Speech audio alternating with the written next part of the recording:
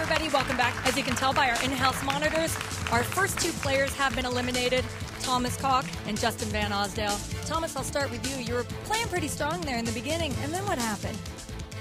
Well, the cards weren't coming as much as I hoped, and I think some of the other guys were getting some good flops. And I'd just like to say thank you. This has been a wonderful opportunity. Everybody has been so great here. The guys I've played with have been great, and it's been a great experience, and I thank you very much for it. You know, you had a low heart rate the whole time. Do you think you should have played more aggressive?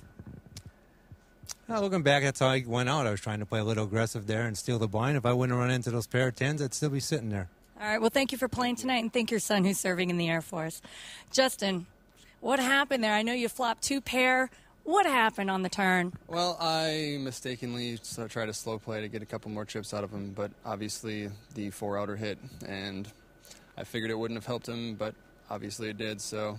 Well, did you enjoy your experience here playing speed poker? Yeah, absolutely. It's been a great time. All right, thanks to both of you guys for playing tonight. Back up to John and Michael now, guys.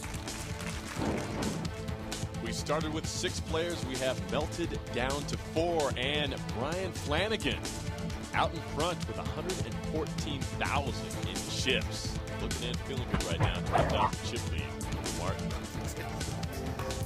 John, Patrick Morrow is the guy who's really got to be concerned now. The blinds have gone up to 3 and 6,000. He's the short stack with 28,000. There's not a lot of time for him to sit around and look for premium hands. Yeah. They can sit around and wait for that, though. Queen 7, suited. And what a gift for him to get a walk there in the big blind. He'll now get to look at the small blind. Yeah, it's kind of like Christmas in September. Taking the freebie. Morrow has the best hand. And he needs it. Fold. Fold. C6. Call. C3 call. Okay. C4 checks. We will see the flop. Two-handed, an ace, a 6, and a deuce. Both players miss. But Flanagan has position and the monstrous chip stack with a 9 high. He bluffs out the best hand. Not surprised there, the Flanagan, as you pointed out, with the heavy chips, and Morrow being a little tentative. He hasn't been real aggressive today, only playing when he has monsters, so he was able to push him right out of the hand.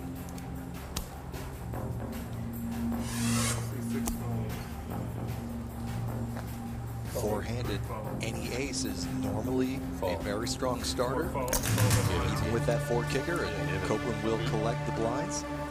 Remember, John, 9,000 in the pot before the cards are dealt. Brian Copeland more than happy to take a walk. He had had his chips. Fold. Call. So far, four-handed, we're seeing just a lot of calls, not a lot of raising going on. But with a pair of tens, Martin says, let's play for a little bit more. 20,000. 18 total. 18 total. Yeah, so he bumps that up. Top bet is 18. It's on your side. Why so much?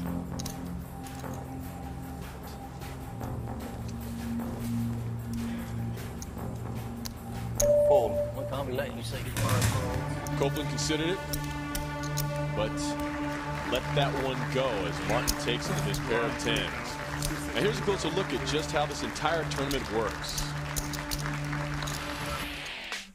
The MansonPoker.com Pokerdome Challenge is a 43-week speed poker series starting with 216 online players vying for the grand prize of $1 million.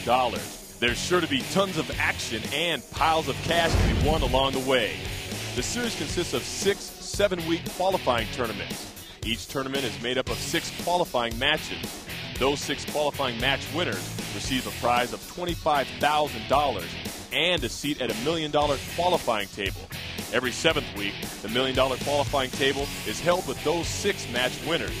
That winner receives a prize of $50,000 and a seat at the $1 million championship table.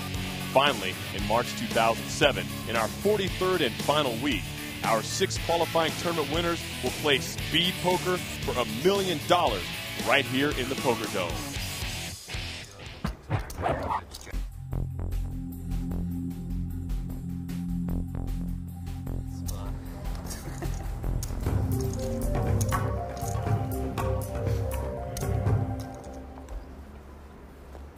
started the night with 6. It was kind of slow in the beginning. 2 players have been faded. Call. Down to 4. And that man Flanagan is our chip leader. Funny, he doesn't even own a computer. He had to borrow his mother's to qualify. You know what? Mom's always there to help out. Cool. And I have a feeling if he wins this, maybe he will step up and buy a computer.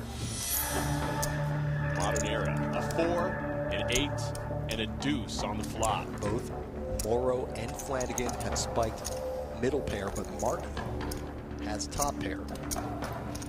15. 15,000. See if he can push people around with that $15,000 bet.